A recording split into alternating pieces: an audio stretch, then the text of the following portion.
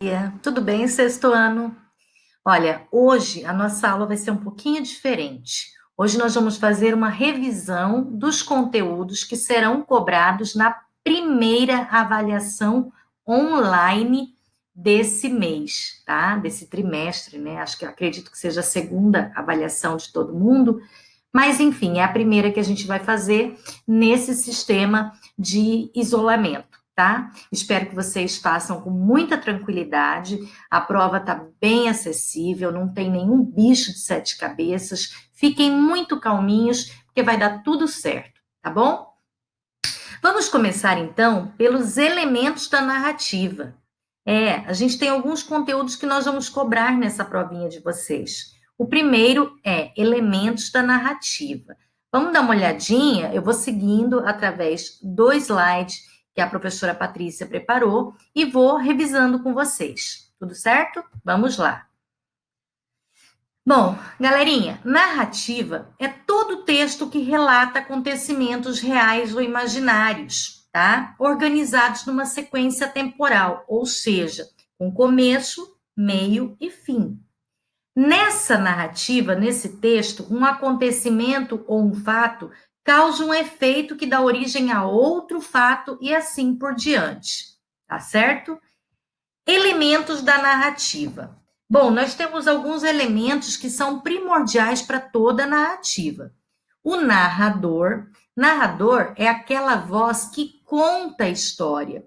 O narrador pode participar da narrativa ou não. Ele pode ser um narrador personagem, quando ele faz parte da narrativa, ou ele pode ser um narrador observador, que apenas conta a história para o leitor, tá bom? Personagens. Os personagens são as figuras que participam da narrativa. Pode ser pessoas, animais, objetos personificados. O que é um objeto personificado, professora? É um objeto que fala, né? Que conversa com o outro. É personificado, ele tem características de pessoas, ok? Vocês veem muito isso nas fábulas infantis, né? Quando tem os três porquinhos, eles conversam, eles trabalham como se fosse um ser humano. No desenho A Bela e a Fera, as xícaras conversam, o bule conversa, né? Então, tudo isso, o castiçal, tudo isso é objeto personificado. Eles também são personagens da história, ok? Nós temos também o espaço. O espaço de uma narrativa é o lugar onde se desenvolve o acontecimento, tá bom? Pode ser um espaço aberto, como um rio, uma rua, pode ser um espaço fechado, como uma casa, uma escola, tá bom? O tempo da narrativa é a época ou a duração da história, tá? A história pode durar um dia, pode durar um ano. Aí é dentro da própria narrativa que vai ficar especificada essa informação. E o conflito? O conflito é a luta entre dois personagens, entre duas forças, né? Ou entre duas situações. Geralmente é o mocinho contra o vilão, ok? Tudo bem, esse assunto é bem legal. Momentos da narrativa. Meus amores, nós temos uma situação inicial e na situação inicial há um equilíbrio. Não aconteceu ainda nenhum problema, tá? Geralmente, essa situação inicial, ela se passa na introdução da história. Aí a gente tem o enredo, que é o assunto da história. Pode ser contado de maneira linear ou não linear, tá? Ele pode ser contado em sequência ou ele pode ir para o futuro, retomar um pouquinho o passado, voltar para o presente, tá? Tem também o enredo psicológico, que é focado no pensamento da personagem, ok? A história pode ser narrada de maneira cronológica, né? No dia tal, no ano tal, ou ainda seguindo o psicológico do personagem. Quando eu era criança, aconteceu isso, isso. Então, não é um tempo cronológico, é um tempo psicológico, tá bom? Conflito. O que é conflito, amores? É a quebra do equilíbrio. É algo que acontece e que vai gerar problemas para os personagens. Esses problemas terão que ser resolvidos com o passar da história, da narrativa, tá? Por exemplo, na história da Chapeuzinho Vermelho, o conflito é quando a Chapeuzinho se encontra com o lobo e ele revela que é o lobo, né?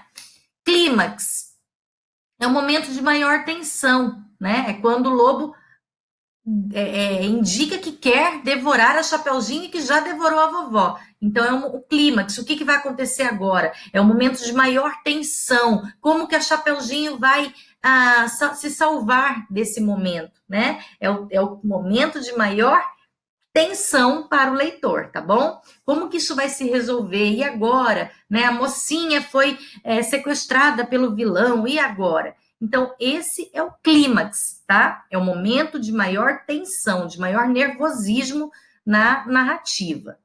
E depois a gente tem o desfecho, que é a resolução desse conflito. A mocinha foi sequestrada, mas apareceu um herói para salvá-la, né? Mas apareceu o caçador para salvar a Chapeuzinho Vermelho. Então é um momento em que o conflito é resolvido e aí a história finalmente termina, tá bom? Muito bem. Foco narrativo. Foco narrativo é o ponto de vista, a perspectiva de quem conta a história. Pode ser em primeira pessoa, quando o narrador é também um personagem, e é ele que conta a história da qual ele participa, né? Então, por exemplo, a gente pode pegar o exemplo da Chapeuzinho Vermelho como se a mãe dela estivesse contando a história. A mãe dela também é personagem da história, né? E ela contando a história, ela está falando em primeira pessoa, né? Um dia eu pedi para Chapeuzinho ir até a casa da vovó, e ela vai contando, sabendo que ela está narrando, mas também participando, tá? Ou seja, o narrador é participante da história, ele é personagem da história. E também pode ser contada a partir da terceira pessoa, quando o narrador não participa dos acontecimentos. Ele apenas conta a história. Era uma vez uma menina chamada Chapeuzinho Vermelho, né? E que foi até a casa da vovó. Então, ele conta como se ele estivesse vendo a história, como se ele estivesse assistindo a história. Ele não participa, tá bom? Primeira pessoa, personagem, o narrador participa da história, personagem. Terceira pessoa, o narrador não participa da história. Ele apenas narra a história. Já acabei de falar, né? Tipos de narrador. Personagem é aquele que participa e observador é aquele que apenas conta, ok? Muito bem, vamos lá para o nosso segundo slide. Relato de viagem. Esse é muito legal, porque aí todo mundo começa a lembrar das viagens que fez, né? Eu fui para a praia, eu fui para o campo, para a fazenda, é muito legal. Então vamos lá. Pessoal, um relato é uma narração de experiências vividas, tá? Logo, o assunto é abordado sob o ponto de vista do narrador, que é aquele que relata, tá? Muito bem. Características do relato de viagem. Ora, se o relato é um texto que fala sobre as experiências vividas, um relato de viagem são experiências vividas em viagens. Características. A história é contada por uma pessoa real, tá? E os relatos de viagem também são reais. São viagens que realmente aconteceram. Conta-se um ou mais episódios significativos. Não é um diário, é um relato. Então, você vai contar, por exemplo, de uma festa que você participou naquela determinada viagem, de um passeio especial, tá bom?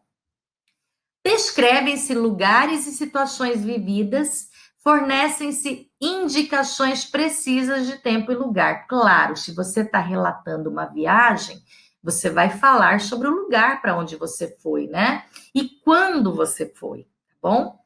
O autor expõe seu modo particular de ver e sentir os acontecimentos relatados. Parte do texto é descritiva e parte do texto é narrativa. Por que descritiva? Porque você vai descrever como era o lugar para onde você foi. As praias eram muito limpas, a areia era muito branca, né? Havia muitas crianças na praia, então você descreve o lugar para onde você foi. Essa parte que você está descrevendo é a parte descritiva. E a parte narrativa é onde você conta o que aconteceu nesse lugar. Os verbos e os pronomes são predominantemente em primeira pessoa. Se é sua experiência, então você vai falar em primeira pessoa. Os fatos são apresentados em sequência cronológica, o tempo verbal geralmente é o pretérito perfeito, né? Porque já foi, a viagem já aconteceu, e você vai contar a sequência, quando eu cheguei, né? Depois quando eu fui embora, então é em sequência. Uso excessivo de adjetivos para registrar suas impressões. Claro, adjetivos é o que vai dar característica ao seu texto, né? A praia era grande, era limpa, era linda, tá? A linguagem pode variar entre formal e informal, dependendo do grau de intimidade entre quem relata e quem vai ler o relato, ok? Sentido denotativo e conotativo. Nem sempre uma palavra é usada no seu sentido básico, né? De repente você pode fazer uso de conotação, mas a gente já vai falar de conotação para você relembrar, tá bom? Muito bem. A literatura de informação são relatos de viagem que não são só estudados pela literatura, como também tem valor de documento. É o caso das primeiras cartas que Pero Vaz de Caminha mandou para Portugal, falando sobre como era o Brasil, né? Então, é literatura de informação, são relatos de viagem. Ele estava relatando a viagem para o Brasil, mas esse relato ele tem importância histórica, portanto, ele é chamado de literatura de informação, tá bom? Objetivo do relato de viagem: propor reflexões, explicar, opinar, influenciar o leitor, né? A imaginação do leitor. Muito bem. Estrutura composicional. O relato de viagem possui enredo, que é a ação do relato, composta por uma sequência de fatos vivenciados. O espaço, que é a descrição e a narração do lugar onde você foi, né? Temos também o foco narrativo, que é a composição do narrador, né? O narrador é personagem, porque ele está narrando uma experiência que ele teve, e os verbos são sempre em primeira pessoa. O tempo é a indicação de quando aconteceu o relato, tá? Quando aconteceu essa viagem. Personagens são seres que participam da história narrada, ok? Então, é você que está relatando, é aquela pessoa que viajou com você, é aquela pessoa que atrapalhou a sua viagem. São personagens que fazem parte do relato, tá bom? Situação inicial: a composição do cenário da narrativa e a apresentação dos personagens, né? Então, você vai começar dizendo com quem você viajou, para onde você viajou, né? Com que objetivo você viajou.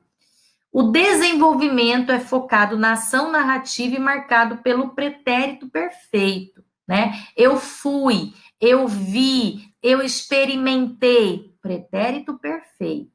Clímax, ponto alto da história, né? O ponto alto quando você finalmente conseguiu andar de helicóptero, né? E sobrevoou a Praia Linda. Então, é o clímax da sua história. É o ponto mais alto, é o ponto mais interessante da sua história, tá bom? E o desfecho é o final da viagem, certo? Muito bem, vocês estão muito bem. Vamos lá para o nosso próximo conteúdo. Opa, adjetivos.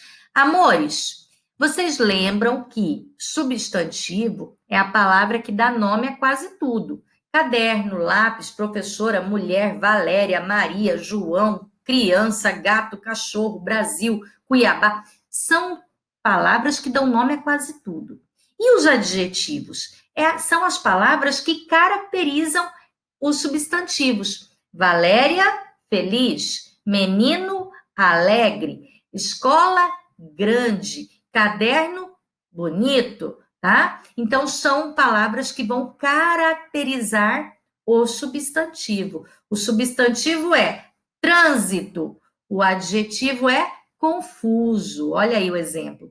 O homem estúpido bateu a porta. Substantivo, homem. Estúpido é a característica desse homem. Então, estúpido é o adjetivo do substantivo homem, ok? O cidadão brasileiro escolheu seu presidente. Olha lá, cidadão é substantivo. Brasileiro é uma característica desse cidadão. Então, brasileiro é o adjetivo, ok? Muito bem. Olha lá, exemplos de palavras que são adjetivos: vermelho, quente, frio, largo, escuro, laranja, pequeno, falador, tímido e muito mais. Adjetivos objetivos e subjetivos. Adjetivo objetivo, meu amor, é aquele que caracteriza de forma real o substantivo, tá? Ele não tem a opinião do falante. Juliana ganhou um vestido amarelo. Amarelo é característica do vestido, não é a opinião de quem está falando, ok? Agora, se eu disser assim, Juliana ganhou um vestido lindo. Lindo é adjetivo, mas é um adjetivo subjetivo, porque expressa a minha opinião, ok? Então, por exemplo, o céu é azul. Azul é um adjetivo objetivo, porque expressa a realidade do céu. O céu está interessante hoje. Interessante é um adjetivo subjetivo, porque está expressando a minha opinião a respeito do céu. Ok? Vou dar outro exemplo. O Colégio Coração de Jesus é enorme. Enorme não é a minha opinião. Enorme é uma característica real do colégio. Ele é enorme, né? Ele tem várias salas, tem vários pátios. Então, não é a minha opinião, é uma característica real. Esse adjetivo é um adjetivo objetivo. Agora, se eu disser o Colégio Coração de Jesus é especial.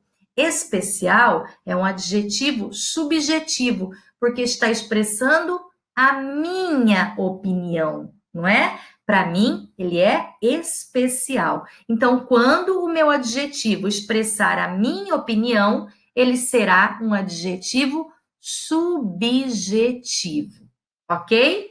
Agora, quando ele expressar a realidade, ele será um adjetivo objetivo, tá bom? Anotem aí para vocês não esquecerem, tá bom, meus amores? Muito bem. Nós temos também os adjetivos pátrios, que são aqueles que se referem a lugares de origem, né? De pessoas, de animais, de objetos, né? Então, aí, ó, tem aí no mapa para você vários adjetivos pátrios: amazonense, roraimense, paraense, amapaense, maranhense, para você conhecer melhor, tá bom? Depois eu quero que você dê uma olhadinha aí no seu livro, quero que você faça anotações desses adjetivos para você não esquecer mais, ok? Também temos adjetivos pátrios de países diferentes do Brasil, né? Por exemplo, África do Sul, quem nasceu na África do Sul é sul-africano, quem nasceu na Argentina é argentino, quem nasceu na Alemanha é alemão, né? Aí tá aqui no slide alguns exemplos, beleza? Locução adjetiva. Meus amores, o que é uma locução adjetiva? É a união de duas palavras que têm o mesmo valor de um adjetivo. Exemplo, amor de mãe. É a mesma coisa que amor materno, tá? Materno tem o mesmo significado da expressão de mãe, ok? Muito bem. Olha aí, tem algumas locuções adjetivas aí para você dar uma olhadinha. No seu livro também tem locução adjetiva, tá?